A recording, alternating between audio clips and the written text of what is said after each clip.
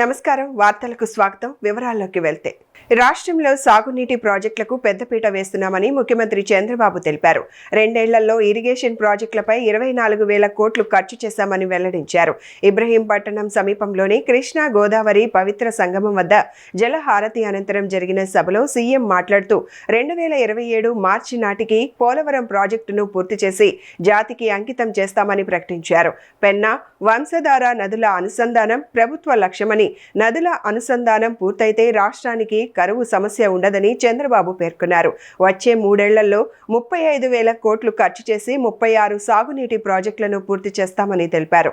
గంగా, కావేరీ నదుల అనుసంధానం సాధ్యమైతే దేశానికి ఎంతో ప్రయోజనం చేకూరుతుందని అన్నారు. గుంటూరు ఛానల్ ఆధునీకరణ పనులను ఈ నెలలో శంకుస్థాపన చేస్తామని ప్రకటించారు. గోదావరి ప్రాజెక్టు దగ్గర మీరు చూస్తే నీళ్లన్నీ సముద్రంలోకి పోతున్నాయి. కానీ గోదావరి ప్రాంతం కరువుతో ఇబ్బంది పడే పరిస్థితికి వచ్చారు. ఆ రోజు మనవాడు కాదు, బ్రిటన్ వ్యక్తి కాటన్ దొర, ఆయన ఆలోచించాడు, చలించిపోయాడు. ఆయన ఆ రోజు ప్రకాశం బ్యారేజ్ కట్టాడు. ఆ తర్వాత కృష్ణా బ్యారేజ్కి రూపకల్పన చేసి ఆనకట్ట కట్టాడు. ఈ రెంటి వల్ల మీరు ఒక్కసారి చూస్తే మొత్తం చరిత్ర మారిపోయింది. ఎక్కడ నీళ్లుంటే అక్కడ నాగరికత వస్తుంది, ఎక్కడ నీళ్లుంటే అక్కడ అభివృద్ధి అవుతుంది. అందుకే ఈ 2 జిల్లాలు, అటు ఉదయ గోదావరి జిల్లాలు కానీ కృష్ణా గుంటూరు కానీ దేశానికి అన్నదాతగా తయారయ్యే పరిస్థితి వచ్చాయి. ఆంధ్రప్రదేశ్కి అన్నపూర్ణ అనే పేరు వచ్చిందంటే ఈ జిల్లాలే కారణమని మరొకసారి మీ అందరికీ విజ్ఞప్తి చేస్తున్నా. ఒక వ్యక్తి విజన్. ఇంకో పక్కన మీరు ఒకసారి ఆలోచిస్తే ఈరోజు ఇక్కడి నుంచే కేఎల్ రావు గారు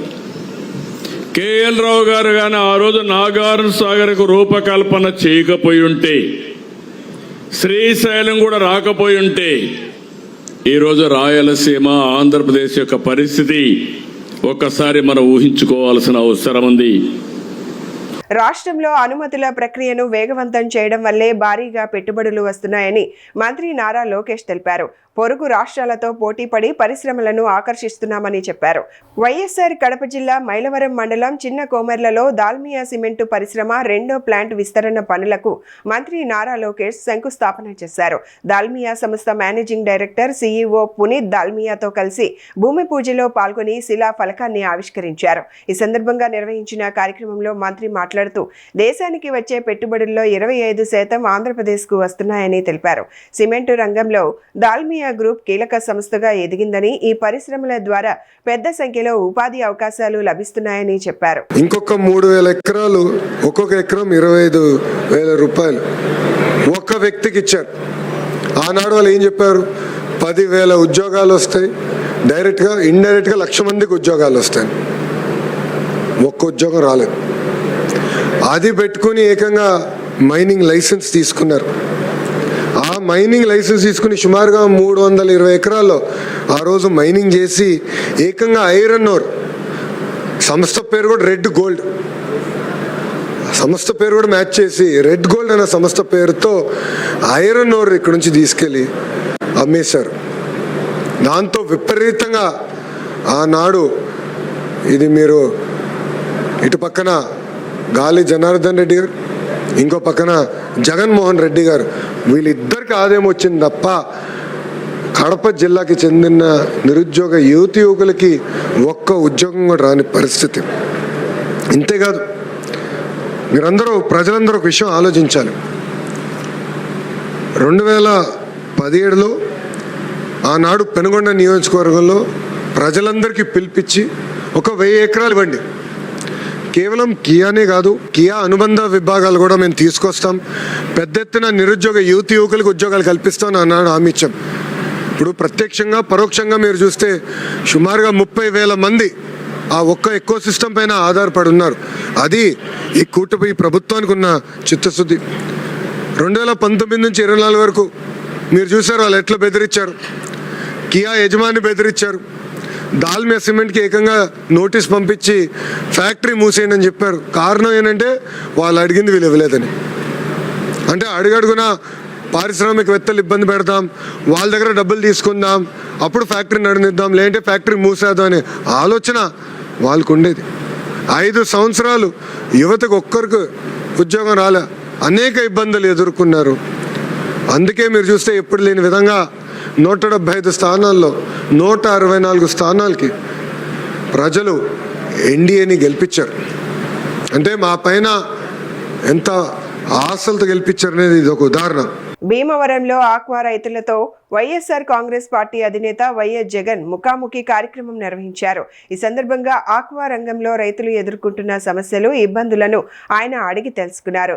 రొయ్యల సాగు, మేత ధరలు, విద్యుత్ ఛార్జీలు, మార్కెటింగ్ సమస్యలు, ప్రభుత్వ సహకారం వంటి అంశాలపై ఆక్వా రైతులు తమ అభిప్రాయాలను వైఎస్ జగన్ కు వివరించారు.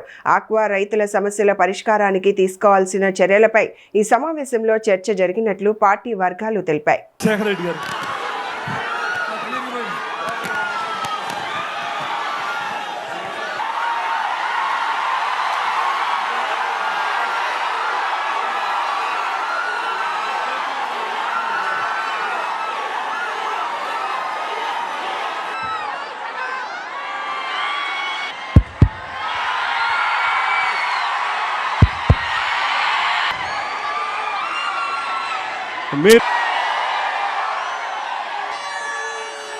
ఏరియేటర్లకు సబ్సిడీ ఇస్తారన్నాడు, ఇచ్చాడా అని అడుగుతా ఉన్నాను.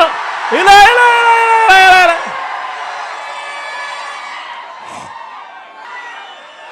నేను ఉన్నాను అని మాత్రం మీ అందరికీ చెప్తా ఉన్నాను.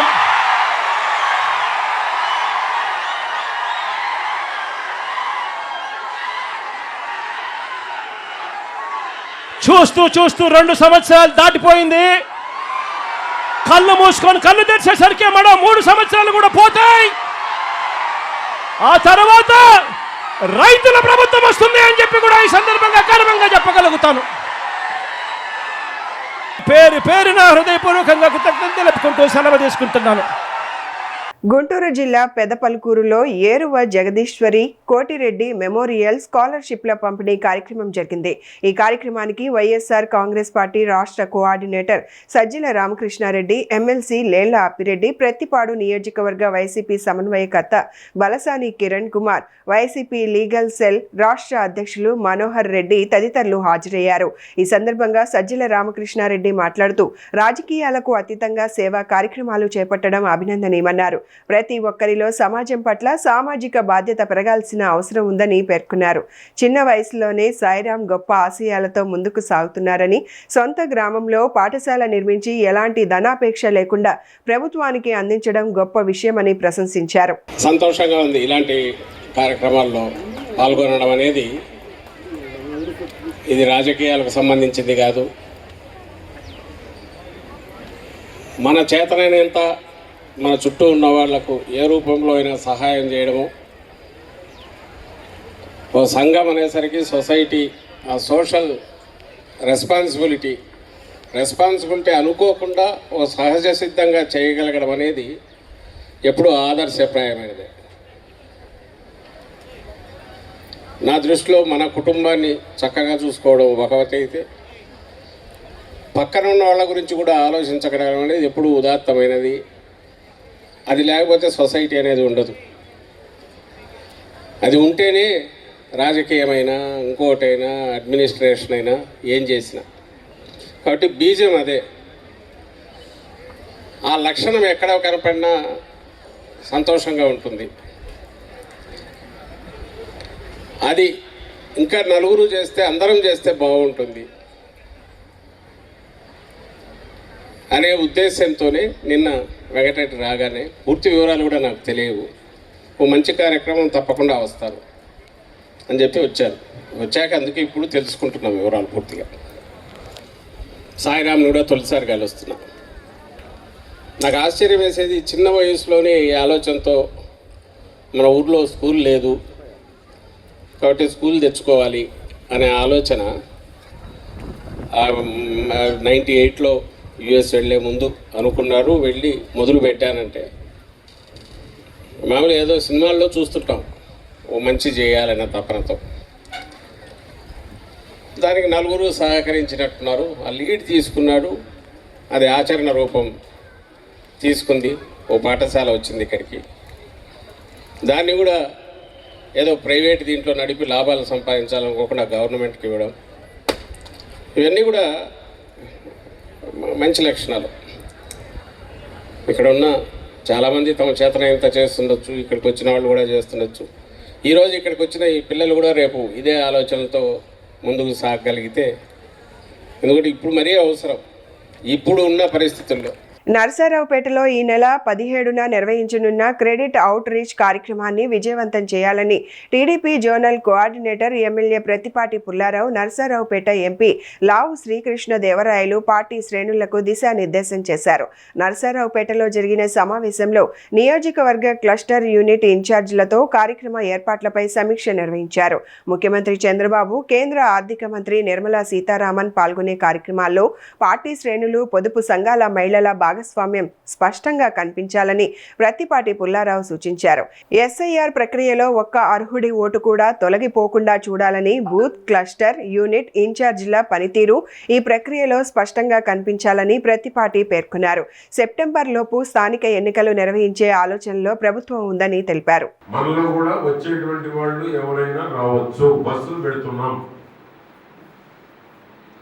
ప్రతి బస్కి మనం ఒక మనిషిని కూడా ఇవ్వాలి. ప్రతి బస్సుకి ఒక పార్టీ లీడర్ని ఇవ్వాలి. బస్సుకి 60 మందిని ఎక్కిస్తున్నారు.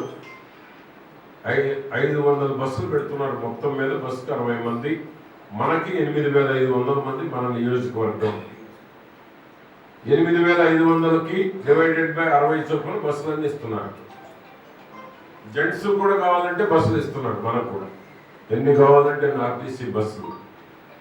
కాబట్టి మనం కూడా వెళితే సీఎం ప్రోగ్రాము కోఆర్డినేట్ చేసుకోవడానికి అవకాశం ఉంటుంది. సీతారామన్ గారు వస్తున్నారు, నిర్మలా సీతారామన్ గారు, చంద్రబాబు గారు వస్తున్నారు. గంటన్నర ప్రోగ్రాం. అక్కడ మంచినీళ్ళు, స్నాక్స్, లంచ్ కూడా అరేంజ్ చేస్తున్నారు. ఎవరి బస్కు వాళ్ళకి లంచ్ ప్యాకెట్లు ఇస్తారు. మీటింగ్ దగ్గరేమో స్నాక్స్ ఇస్తున్నారు. ఇది బస్సు సౌకర్యం ఏర్పాటు చేయడం జరుగుతాం. కాబట్టి దయచేసి అందరూ కూడా అవకాశం ఉన్న వరకు మీరు కూడా రేపు ఎంత అవకాశం ఉంటే అంత రమ్మని కూడా నేను మీ అందరినీ కోరుకుంటూ ఒక డిసిప్లైన్గా ఉండాలి. ఇప్పుడు మనం నర్సరావుపేట సెంటర్లో షాపులు ఇస్తున్నాం. షాపులు ఇచ్చేదంటూ పాత వాళ్ళు ఎవరు ఉంటే వాళ్ళకి 30 షాపులు పోయినాయి. 26 ఉన్నాయి. 26 పార్టీకి పనిచేసిన వాళ్ళు రెంట్కి ఇచ్చేది కాకుండా స్వయంగా పెట్టుకునే వాళ్ళకి ఇవ్వమని చెప్పాం. పోయిన 5 ఏళ్ళు ఎవరైతే పార్టీ కోసం ఉన్నారో వాళ్ళకి ఇవ్వమన్నాం. ఇవి కాక మళ్ళీ 19, ఇంకొక 13, 31 వస్తారు. స్వతహాగా పెట్టుకునే వాళ్ళకి, ఆర్థికంగా ఇబ్బందుల్లో ఉన్న వాళ్ళకి, ఆర్థికంగా బలమైన వాళ్ళకి ఇవ్వం. కుటుంబం జరగని వాళ్ళకి ఇస్తారు. దీంట్లో బల ప్రదర్శన చేస్తే అస్సలు ఇవ్వను. ఇంటికాడ కుటుంబం కూడా జరగకపోయిన పార్టీ కోసం ఉన్న వాళ్ళకి ఇవ్వడం జరుగుతుంది. ఇది మంచిదేనా? తిరుమల శ్రీవారి ఆలయంలో నేడు పలువురు ప్రముఖులు స్వామివారిని దర్శించుకుని ప్రత్యేక పూజల్లో పాల్గొన్నారు. భారత ఎన్నికల కమిషన్ సెక్రటరీ సంజీవ్ కుమార్ ప్రసాద్, ప్రభుత్వ విప్లు యార్లగడ్డ వెంకట్రావు, బాబు రాజేంద్ర ప్రసాద్, అలాగే సినీ నటుడు సప్తగిరి శ్రీవారిని దర్శించుకుని మొక్కులు చెల్లించుకున్నారు. దర్శనం అనంతరం ఆలయ అధికారులు వారికి వేదాశీర్వచనం అందించి తీర్థ ప్రసాదాలు, శ్రీవారి చిత్రపటాన్ని అందజేసి సత్కరించారు.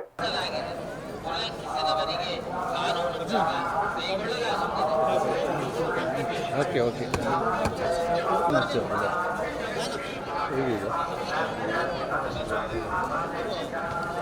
శ్రీరాములు కలగాలి. పక్కరా నాయన ఏ పక్క వస్తే అబ్బాయి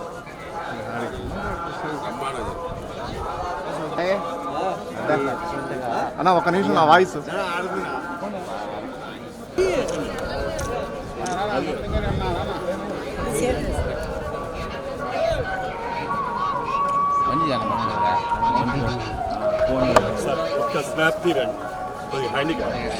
ఫుల్ అయిపోయింది.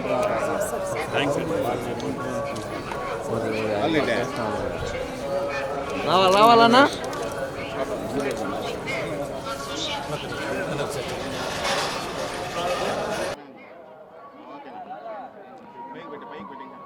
ఓం నమో వెంకటేశాయ. ఒక అద్భుతమైన దర్శనం జరిగింది ఈరోజు. సర్వే జనా సుఖినో భవంతు. ఎన్ని సమస్యలు ఉన్నా ఇక్కడికి వస్తే అన్ని సమస్యలు ఆ స్వామి తీర్చేస్తారు కాబట్టి ఆ వెంకటేశ్వర స్వామిని ప్రార్థిస్తూ ప్రతి ఒక్కరు చల్లగా ఉండాలని మనస్ఫూర్తిగా కోరుకుంటూ మీ సప్తగిరి. ఉన్నాయండి, నా మంచి సినిమాలు ఉన్నాయి. తప్పకుండా ఎంటర్టైన్మెంట్ చేస్తాను మిమ్మల్ని అందరినీ. సినిమాలు అనేది రెగ్యులర్గా వస్తూ ఉంటాయి.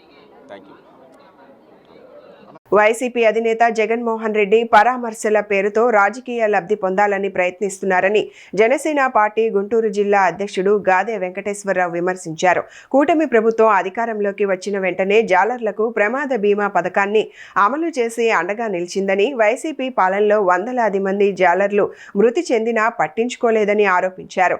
సిదిరి అప్పలరాజు కుమారుడి రోడ్డు ప్రమాద ఘటనపై జగన్ చేసిన వ్యాఖ్యలు ప్రజలను బాధించాయని, ప్రమాదంలో మరణించిన వ్యక్తి సామాన్య కుటుంబానికి చెందిన మేకల కాపరి అని పేర్కొన్నారు. అలాంటి కుటుంబానికి న్యాయం చేయాల్సిన సమయంలో కూడా రాజకీయాలు చేస్తున్నారని విమర్శించారు.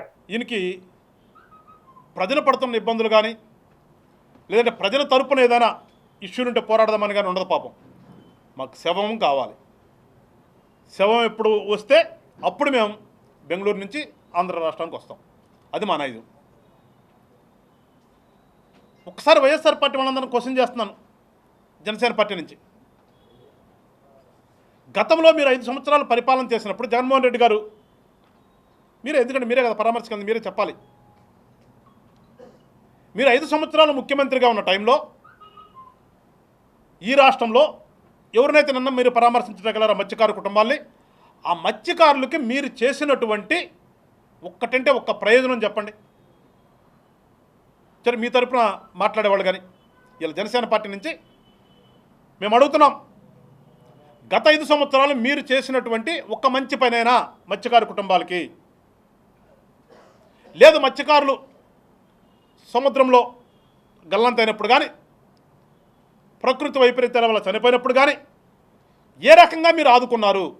ఇవాళ ఏదో కోటి అంటున్నారు కదా, మీరు ఎన్ని కోట్లు ఇచ్చారు చనిపోయిన కుటుంబాలకి? ఒకసారి చెప్పాలి. అది ముందు చెప్పిన తర్వాత మీరు మాట్లాడాలి. లేదు మీకు గుర్తుందో లేదో మరి 217 అని ఒక జీవో తీసుకొచ్చి ఈ రాష్ట్రంలో ఉన్నటువంటి మత్స్యకార కుటుంబాలు వాళ్ళందరూ కూడా కుటుంబాన్ని గడపడానికి కోసం ఏర్పాటు చేసుకున్నటువంటి సొసైటీలన్నింటినీ కూడా రద్దు చేస్తే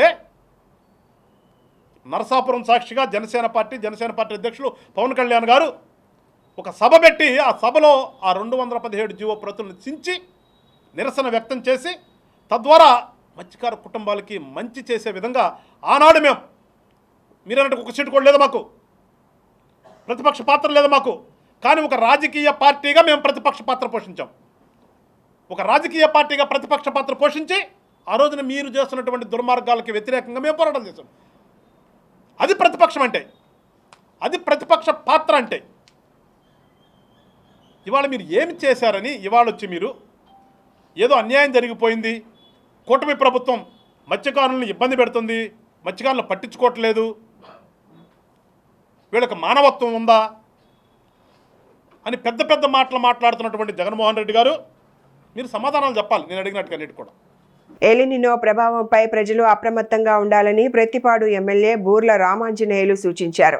గుంటూరులో నిర్వహించిన మీడియా సమావేశంలో ఆయన మాట్లాడుతూ, ఎలినినో కొత్త సమస్య కాదని, గతంలో కూడా 1950, 1970, 1997, 2009 సంవత్సరాల్లో దీని ప్రభావాన్ని దేశం ఎదుర్కొందన్నారు. ప్రస్తుతం పసిఫిక్ మహాసముద్రంలో ఏర్పడిన వాతావరణ పరిస్థితుల కారణంగా దేశవ్యాప్తంగా వేడిగాలులు, వర్షాల అసమాన పంపిణీ వంటి పరిస్థితులు నెలకొన్నాయని తెలిపారు. దీని ప్రభావంతో ఖరీఫ్ పంటల దిగుబడి నాణ్యతపై ప్రభావం పడే అవకాశం ఉందని పేర్కొన్నారు. ముఖ్యమంత్రి చంద్రబాబు ముందస్తుగా పరిస్థితిని గుర్తించి జలాశయాలు, చెరువులు, కుంటలను నీటితో నింపే చర్యలు చేపట్టారని చెప్పారు.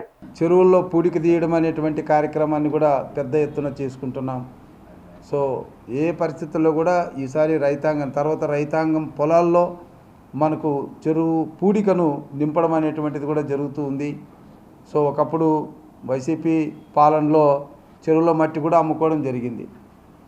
రైతులకు సంబంధించినటువంటి ఆస్తి అది, ఆ ఆస్తిని కూడా అమ్ముకోవడం జరిగింది. కానీ మా ప్రభుత్వంలో చెరువులో పూడిక ఆ గ్రామంలో రైతుల హక్కు కాబట్టి మీ వరకు మీరు తీసుకోవడానికి ఎవ్వరికి ఎలాంటి ఇబ్బందులు ఉండవు. అయితే దాన్ని ఆ గ్రామ పొలిమేర దాటకూడదు అన్నటువంటి ఒక ఆంక్షతో మేము అన్ని రైతులకి మంచి జరగడానికి చర్యలు తీసుకున్నాం. రైతులు కూడా అందరూ కూడా సహకరించి ఆ పనులు చేసుకుంటున్నారు.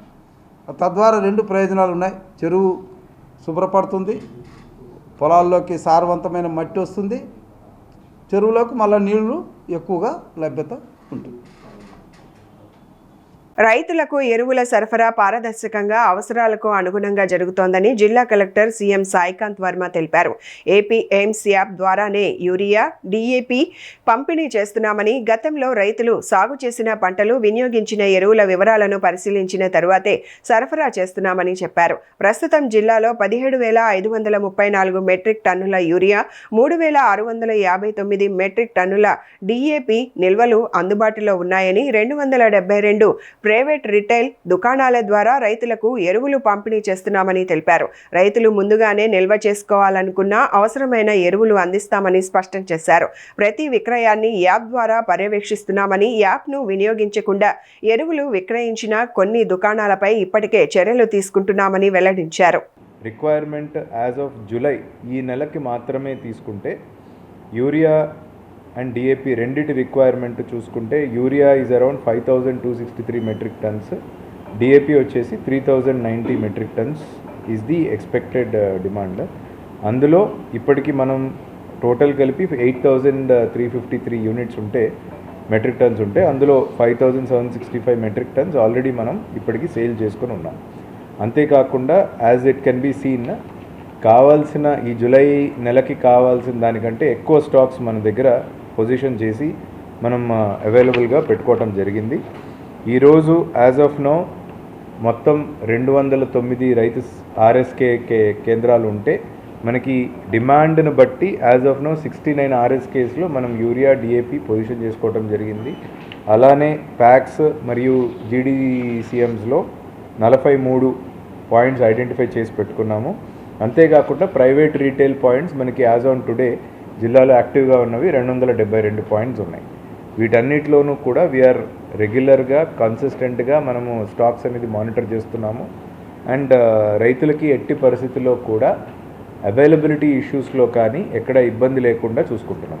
అంతేకాకుండా ఇప్పుడు రైతులకి అవసరమైన రోజున ఇస్తామనే లాజిక్ లేకుండా because AIIMS app, AP AIIMS app ద్వారా ఇస్తున్నాం కాబట్టి యాప్ ఆధారితంగా ఉంటుంది కాబట్టి ఒకవేళ వాళ్ళు ఎవరైనా ముందే తీసుకెళ్ళి మేము పొజిషన్ చేసుకుంటాం అన్న వాళ్ళకు కూడా మనం ఆల్రెడీ సేల్స్ కూడా మొదలు పెట్టాం.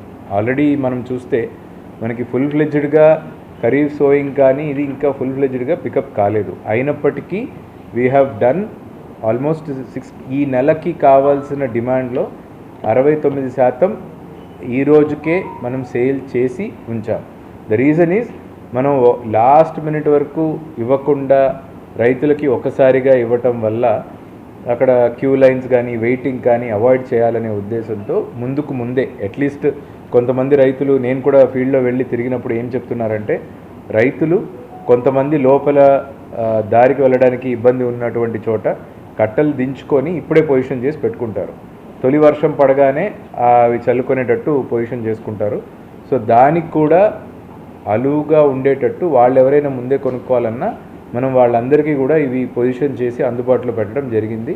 అండ్ జరుగుతున్న సేల్స్ని కూడా వీఆర్ కంటిన్యూస్లీ మానిటరింగ్. ఎక్కడైనా ఒకవేళ ఎక్కువ సేల్ జరిగినా ఎందుకు జరుగుతూ ఉంది అనేది వెరిఫై చేసుకుంటున్నాము. ఎక్కడైనా చిన్న వాట్సాప్లో కానీ ఎక్కడైనా పబ్లిక్ ఫీడ్బ్యాక్ కానీ ఎక్కడైనా అవైలబిలిటీ చిన్న ఇష్యూస్ ఉన్నా వాటిని లోకల్ లెవెల్లోనే we are addressing. So as of now మనకి ఎటువంటి ఇబ్బంది లేదు. యూరియా, డిఏపి అంతేకాకుండా కాంప్లెక్స్, ఎంఓపీలు అన్నీ కూడా మనం సఫిషియెంట్గా అందుబాటులో పెట్టుకున్నాము. తిరుమలలో శ్రీవారి దర్శనానికి వచ్చే భక్తులకు ఎలాంటి ఇబ్బందులు లేకుండా పటిష్ట భద్రత కల్పించేందుకు అన్ని చర్యలు తీసుకుంటున్నామని ఆక్టోపస్ డీఎస్పీ జగ్గు నాయుడు తెలిపారు.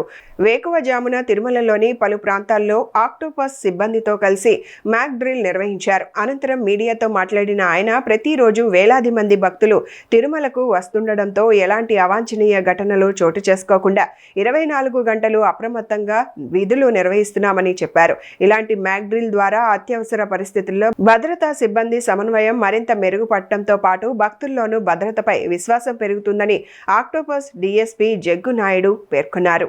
నమస్కారం అండి. మేము 24/7 ఇక్కడ ఉండే కమాండో యూనిట్ కొండపైన ఎప్పుడు అవైలబుల్ ఉంటుంది. దీనిలో భాగంగా ఎవ్రీ 15 డేస్కి మేము ఒక టీము ఇక్కడ ఉండి ఏదైతే సెన్సిటివ్ లొకేషన్స్ ఉన్నాయో కొండపైన అన్నిటిని కూడా కవర్ చేస్తూ మాక్ డ్రిల్స్ని మేము కండక్ట్ చేయడం జరుగుతుంది. అంటే ఏ టైం అనేది పర్టికులర్గా చెప్పే కాకుండా ఎప్పుడు నిత్యము భక్తులతో బిజీగా ఉండే ఈ కొండపైన ఒక విధంగా మాక్ డ్రిల్ చేయడము కష్టతరమైనప్పటికీ కూడా మేము ఎప్పుడైతే ఏ టైంలో అయితే పబ్లిక్ బిజీ తక్కువ ఉంటారనే టైం చూసి ఈ టైం ఆ టైం అనుకోకుండా మాకు అనుకూలమైన టైంను డిసైడ్ చేసి ఈరోజు నైట్ 1 గంట నుంచి 5 గంటల వరకు ఇక్కడ మాక్ డ్రిల్ కండక్ట్ చేయడం జరిగింది. ఇది ప్రజలందరూ గమనించి భవిష్యత్తులో ఇటువంటి మాక్ డ్రిల్స్ పైన ఇక్కడ ఉండే దీనిపైన కూడా అవగాహన కలిగి ఉంటారని చెప్పి అందరికీ నేను మనవి చేసుకుంటాను. Thank you. అందరికీ నమస్కారం అండి. ఈరోజు ఆక్టోపస్ వాళ్ళు ఈ మాక్ డ్రిల్ అనేది PSC 4లో నిర్వహించడం జరిగింది. ఇది సాధారణంగా ఎందుకు జరుగుతుందంటే ఎవరైనా అనుకోకుండా అగంతకులు ఈ యొక్క తిరుమలలో ఏదో ఒక సెన్సిటివ్ ప్లేసెస్ మీద అటాక్ చేసినప్పుడు కానీ ఏదైనా అవాంఛనీయ సంఘటన జరిగినప్పుడు కానీ ఏ విధంగా స్పందించాలి, ఏ విధంగా వాళ్ళని ఎదుర్కోవాలి అనే విధానంలో భాగంగానే ప్రాక్టీస్ కోసం సాధన లాగా ఉంటుంది, మాక్ డ్రిల్ లాగా చేస్తారు. ఇది చేయడం వల్ల వాళ్ళకి తర్ఫీదు లాగా ఉంటుంది. ఇమ్మీడియట్గా ఏదైనా జరిగినప్పుడు కూడా ఏ విధంగా స్పందించాలని కూడా త్వరగా చేరుకొని వాటిని ఏ విధంగా ఎదుర్కోవాలనేది కూడా చక్కగా ప్రాక్టీస్ చేసుకోవడం జరిగింది. అందుకను ఇక్కడ టోటల్గా ఆక్టోపస్ సిబ్బంది, పోలీస్ లా అండ్ ఆర్డర్ సిబ్బంది, హెల్త్ డిపార్ట్మెంటు, టీటీడీ విజిలెన్స్ అంతా కలిసి సుమారుగా ఒక 75 మంది దాకా పాల్గొన్నారు. ఇందుకోసం వీటికి సహకరించినటువంటి టీటీడీ యాజమాన్యానికి, మన అడిషనల్ ఈఓ గారికి, అలాగే CSO గారికి, వీటిని జాగ్రత్తగా చూసుకోమని సూచనలు ఇచ్చినటువంటి మా SP గారికి, ఈ ఆక్టోపస్ IG గారందరికీ కూడా ధన్యవాదాలు తెలియజేసుకుంటున్నాము. ఇటువంటివి ప్రతి 15 డేస్కి ఒకసారి కూడా వాళ్ళు చేస్తూ ఉంటారు. వాళ్ళకు కూడా చాలా ధన్యవాదాలు తెలియజేస్తున్నాను ఆక్టోపస్ వాళ్ళకి. ఎందుకంటే ఇక్కడ ఉన్నటువంటి భక్తులకి ఏ విధమైనటువంటి భయభ్రాంతులకు గురి కానివ్వకుండా వాళ్ళ కోసమే చేస్తున్నాం, వాళ్ళ రక్షణ కోసమే చేస్తున్నాం అన్నటువంటి భావనను వారు కలిగించడానికి చేస్తున్నాం. కాబట్టి చాలా చక్కగా చేస్తున్నారు. అందరికీ ధన్యవాదాలు తెలియజేస్తున్నాను. Thank you. గుంటూరులో లెనిన్ సినిమా సక్సెస్ మీట్ పాసుల పేరుతో అభిమానులు భారీ సంఖ్యలో థియేటర్ వద్దకు చేరుకోవడంతో స్వల్ప ఉద్రిక్త పరిస్థితి నెలకొంది. ఓ సోషల్ మీడియా ఇన్ఫ్లుయెన్సర్ తన వద్ద సక్సెస్ మీట్ పాసులు ఉన్నాయని ప్రచారం చేయడంతో అక్కినేని అభిమానులు, యువత పెద్ద ఎత్తున థియేటర్కు చేరుకున్నారు. పాసుల కోసం అభిమానులు గుమ్మిగూడి గందరగోళం సృష్టించడంతో థియేటర్ యాజమాన్యం పోలీసులకు సమాచారం అందించింది. వెంటనే ఘటనా స్థలికి చేరుకున్న పట్టాభిపురం పోలీసులు పరిస్థితిని అదుపులోకి తీసుకొచ్చారు. పోలీసుల జోక్యంతో అభిమానులు అక్కడి నుంచి చెదిరిపోయారు.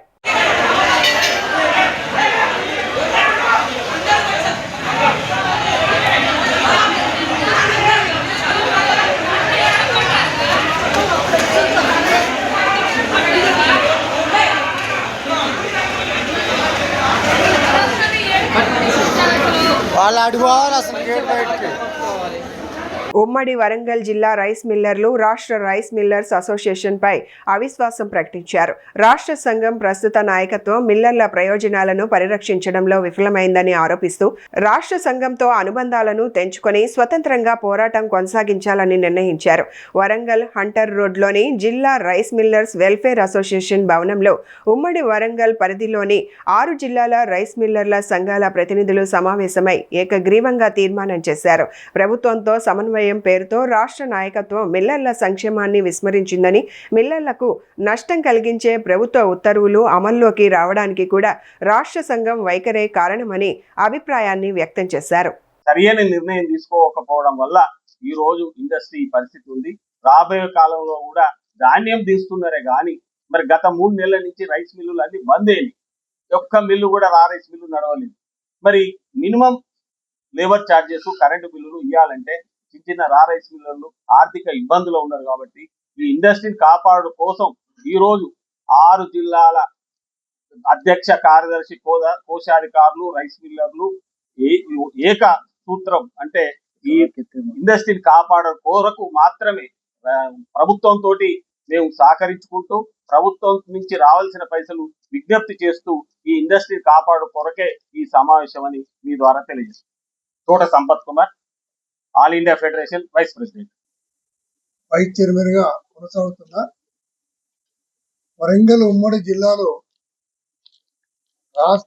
రైస్ మిల్లర్స్ అందరూ కూడా రాష్ట్ర బాడీకి ఎంత కోఆపరేషన్ చేసినప్పటికీ వారి యొక్క స్వలాభం కొరకు రాష్ట్ర రైస్ మిల్లర్స్ సంఘాలను ఉపయోగించుకుంటూ చాలా ఇబ్బందులకు గురి చేసి ఇవాళ మా ఉనికిని దెబ్బతీసే విధంగా రాష్ట్ర కార్యవర్గం అధ్యక్ష కార్యదర్శులు కోశాధికారి వ్యవహరిస్తున్న తీరును బట్టి ఇవాళ ఉమ్మడి వరంగల్ జిల్లాలో ఇక్కడ ముఖ్య నాయకులందరూ అధ్యక్ష కార్యదర్శులు కోశాధికారి అందరూ కూర్చొని ఏకగ్రీవంగా రాష్ట్రంలో మాకున్నటువంటి పదవులను మేము రద్దు చేసుకోవడం జరిగింది.